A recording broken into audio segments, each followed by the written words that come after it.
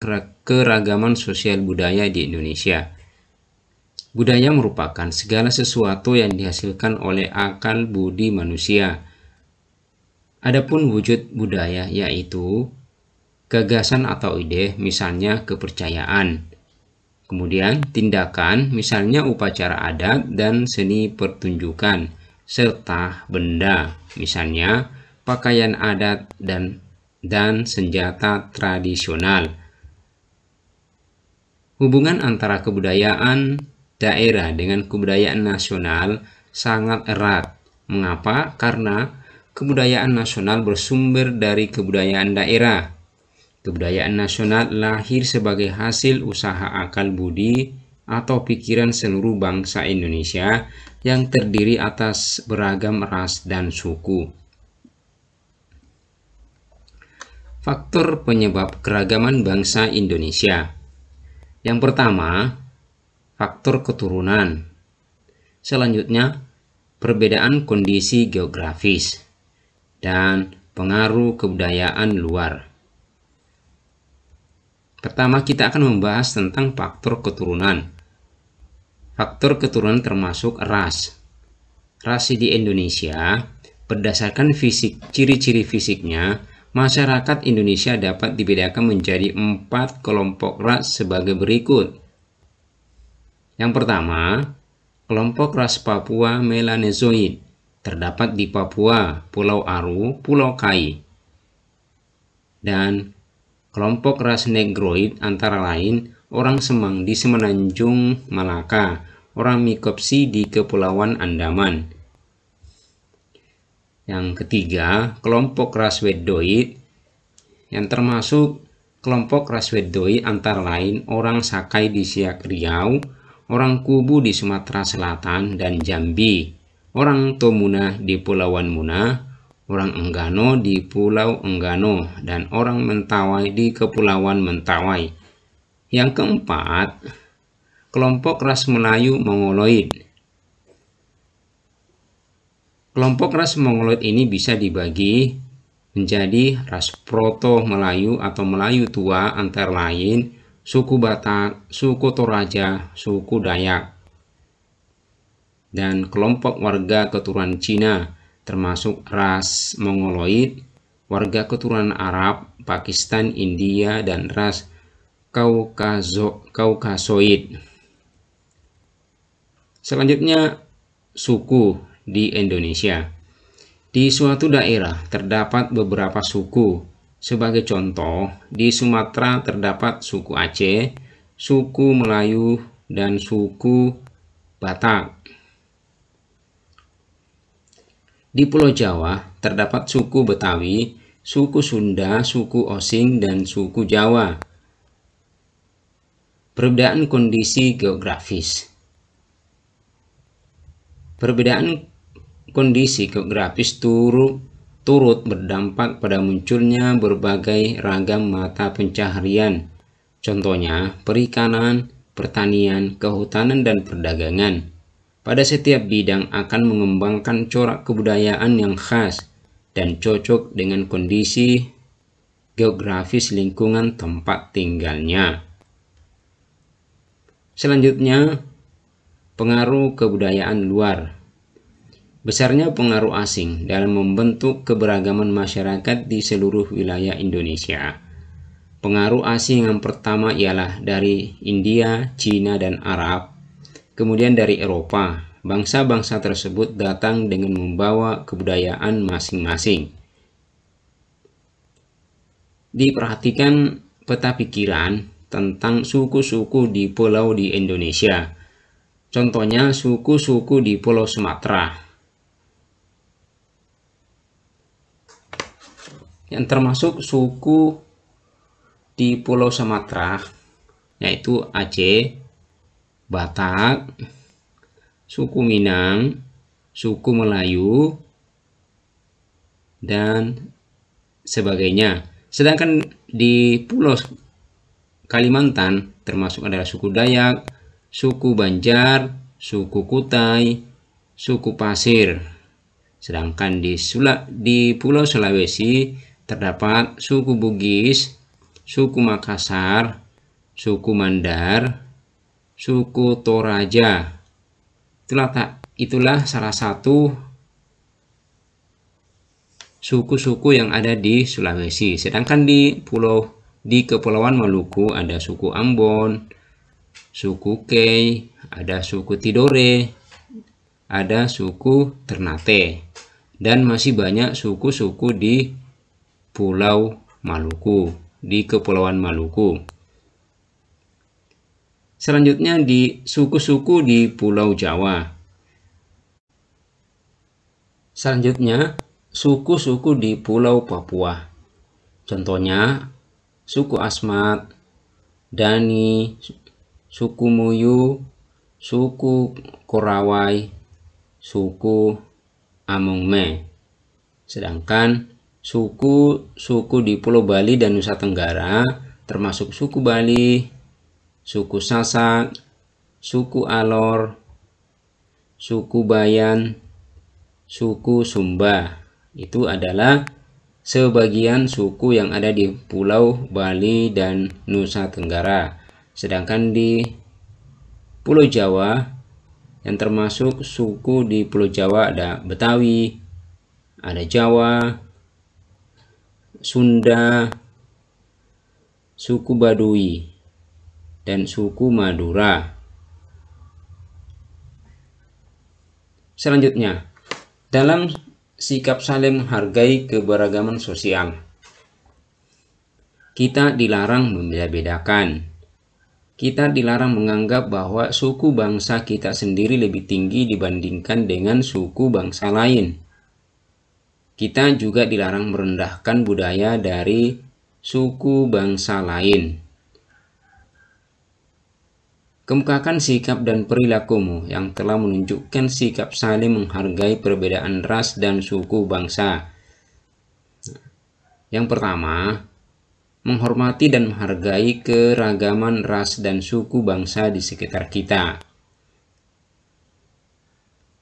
Selanjutnya, berteman dengan siapa saja tanpa memandang latar belakang ras dan sukunya.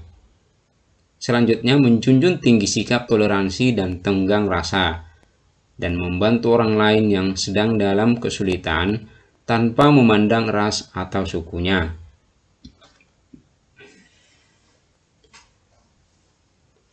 Tuliskan faktor internal dan eksternal yang memicu muncul rasa kebangsaan, yaitu kenangan kejayaan masa lalu. Eksternalnya, faktor nasionalisme di berbagai negara seperti pergerakan kebangsaan India. Selanjutnya, faktor internal atau faktor dalam, yaitu menimbulkan rasa senasib sepenanggungan rakyat Indonesia. Lahirnya kaum terpelajar. Selanjutnya, munculnya semangat persamaan derajat pada masyarakat Indonesia. Itu adalah faktor eksternalnya. Faktor internalnya. Sekarang faktor eksternalnya, yaitu faktor dari luar, yaitu perkembangan nasionalisme di berbagai negara seperti pergerakan kebangsaan India. Selanjutnya, adanya politik etis dari Belanda.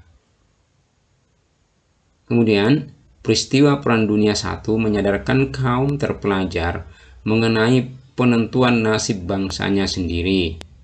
Dan selanjutnya, munculnya dorongan untuk melawan penjajah karena perbedaan ideologi. Sekarang kita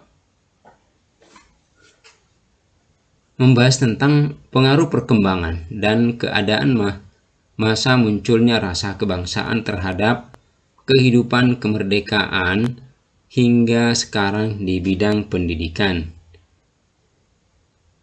Perkembangan pendidikan nasional sejak masa kebangkitan menyebabkan para cendekiawan menjadi pelopor. Karena sadar pentingnya pendidikan, maka bangsa Indonesia hingga kini terus meningkatkan taraf pendidikan rakyat Indonesia. Sedangkan di bidang ekonomi, yaitu Pengaruh perkembangan dan keadaan masa munculnya rasa kebangsaan terhadap kehidupan masa kemerdekaan hingga sekarang di bidang ekonomi, yaitu ada tuntutan di hati rakyat Indonesia untuk berdaulat secara ekonomi, keinginan untuk meningkatkan taraf hidup rakyat Indonesia yang bebas dari kemiskinan dan kesengsaraan, yang pada akhirnya hingga kini terbentuk masyarakat yang terus bergerak menuju kebebasan dari kesulitan ekonomi. Selanjutnya di bidang politik. Banyak muncul organisasi-organisasi pergerakan dan muncul paham-paham baru seperti nasionalisme, liberalisme, sosialisme, demokrasi, dan Pancasilaisme. Mereka ingin mendapat kebebasan berserikat, berkumpul, mengeluarkan pendapat, menentukan pilihan politik, dan lain-lain.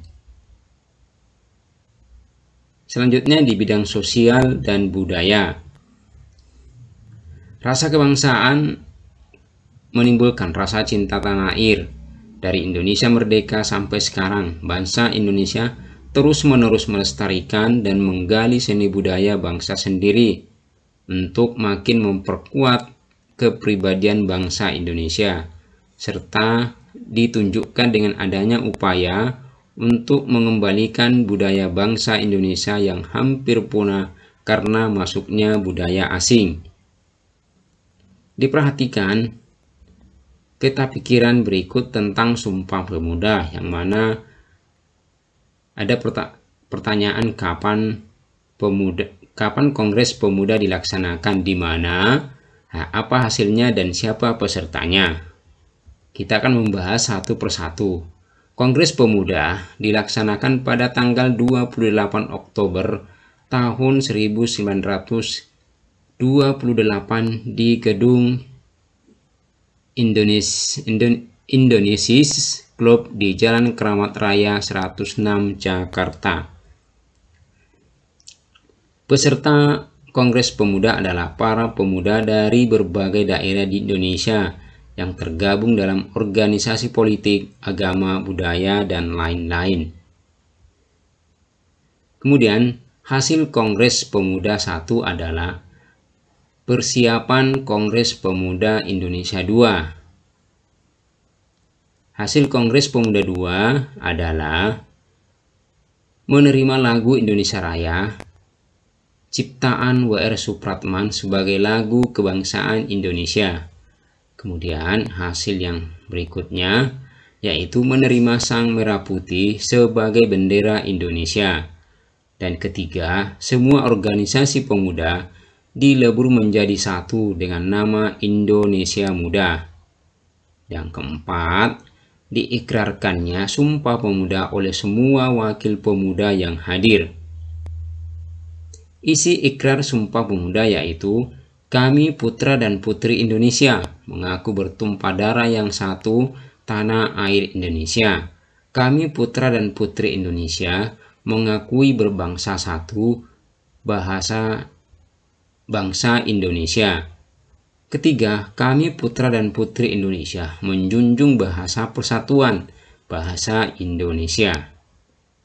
Selanjutnya, letak perbedaan antara suku dengan suku yang lain, yaitu adat istiadat.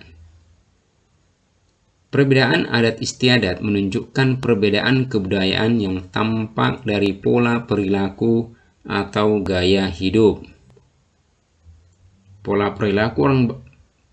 Contohnya, pola perilaku orang Batak yang suka berbicara terus terang sehingga terkesan tegas dan keras sangat berbeda dengan pola perilaku orang Jawa Tengah, khususnya Solo dan Jogja, yang suka berbicara hati-hati penuh dengan sindiran secara halus.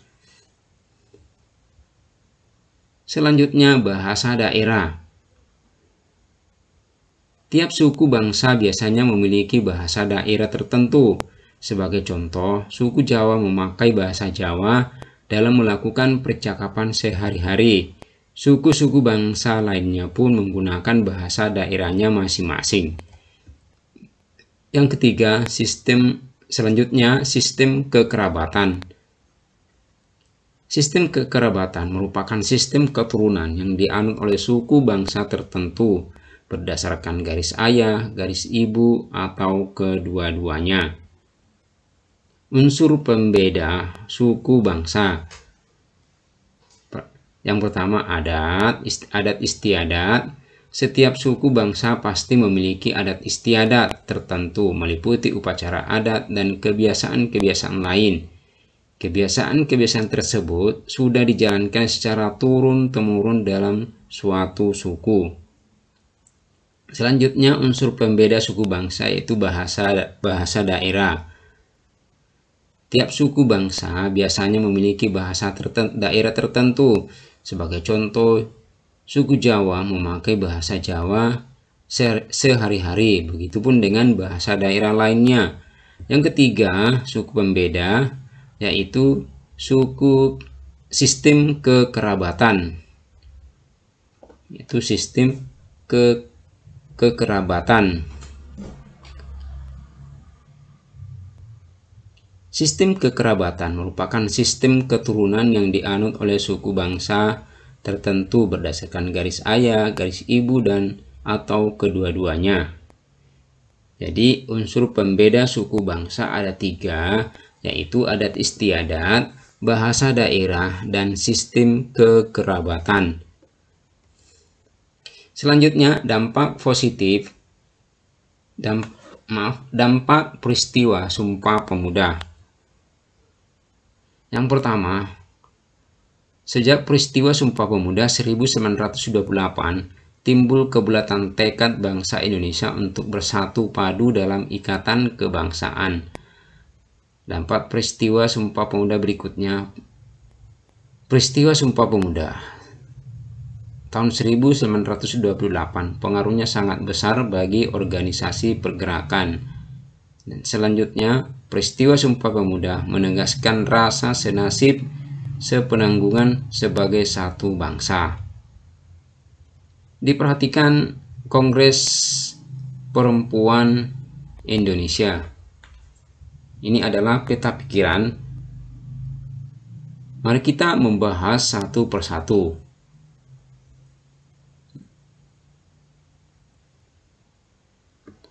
Kongres Perempuan Indonesia berlangsung 3 kali. Jadi Kongres Perempuan Indonesia berlangsung 3 kali.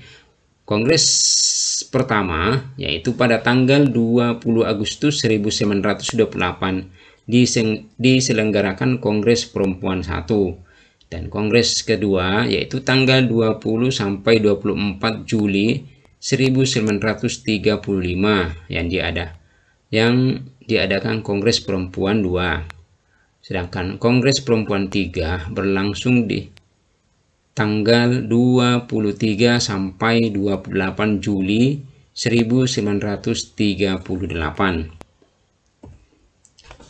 Lalu tempat Kongres Perempuan Indonesia berlangsung. Pertama, Kongres 1 di Yogyakarta, kemudian Kongres 2 di Jakarta, dan Kongres ketiga di Bandung.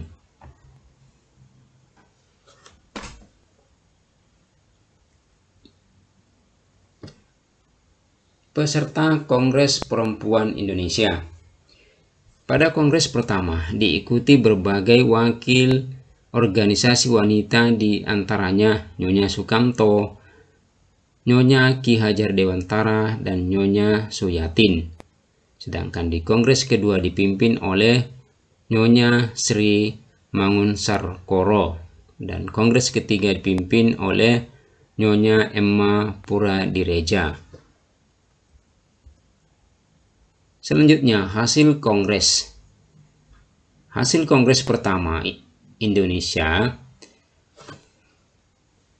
berhasil. Jadi, hasil Kongres Perempuan Indonesia 1 merumuskan tujuan mempersatukan cita-cita dan usaha memajukan wanita Indonesia, serta mengadakan gabungan atau perikatan di antara perkumpulan wanita. Sedangkan hasil Kongres Perempuan Indonesia 2 yaitu membahas masalah perburuhan perempuan pemberantasan buta huruf dan perkawinan. Dan hasil Kongres Perempuan Indonesia 3 yaitu membicarakan hak pilih dan dipilih bagi wanita di Badan Perwakilan.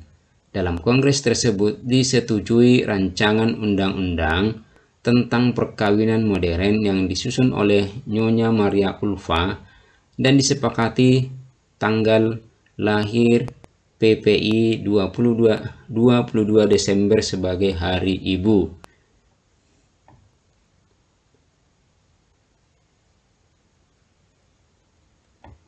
Pada tanggal 28 sampai 31 Desember 1929, PPI mengadakan kongres di Jakarta dan mengubah nama PPI menjadi PPII atau Perserikatan Perhimpunan Istri Indonesia.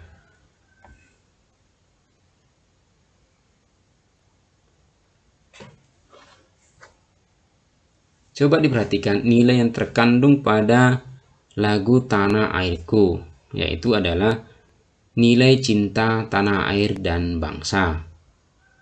Yang kedua, bagaimana cara mencintai tanah air, yaitu dengan cara belajar dengan tekun dan sungguh-sungguh, merawat dan memelihara fasilitas umum, kemudian mematuhi peraturan yang ada, menumbuhkan rasa bangga sebagai bangsa Indonesia. Kebudayaan nasional merupakan hasil dari akal budi seluruh bangsa Indonesia yang terdiri atas beragam suku bangsa. Kebudayaan nasional juga diatur dalam Undang-Undang Dasar 1945 bahwa pemerintah memajukan kebudayaan nasional Indonesia. Upaya-upaya pengembangan dan pelestarian kebudayaan nasional antara lain: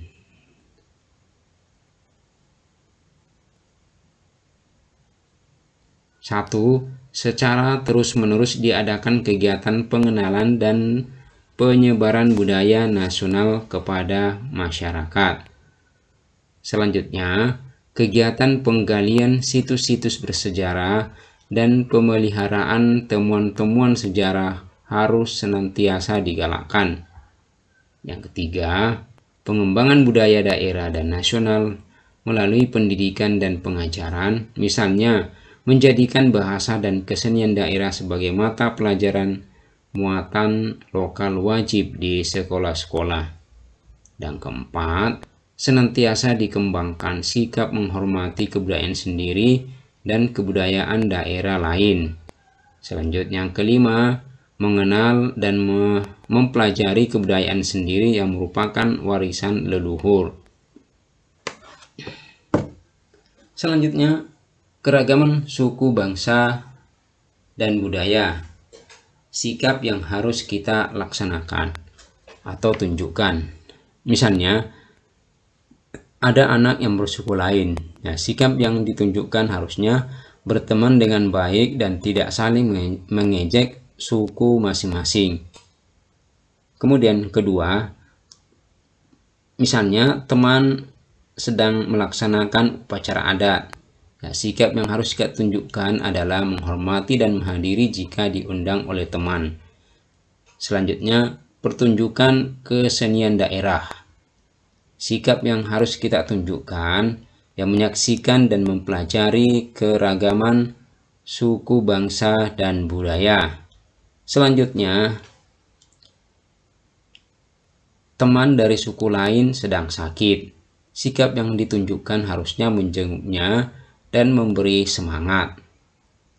Dan kelima, teman dari suku lain terkena musibah. Sikap yang harus ditunjukkan yaitu ikut membantu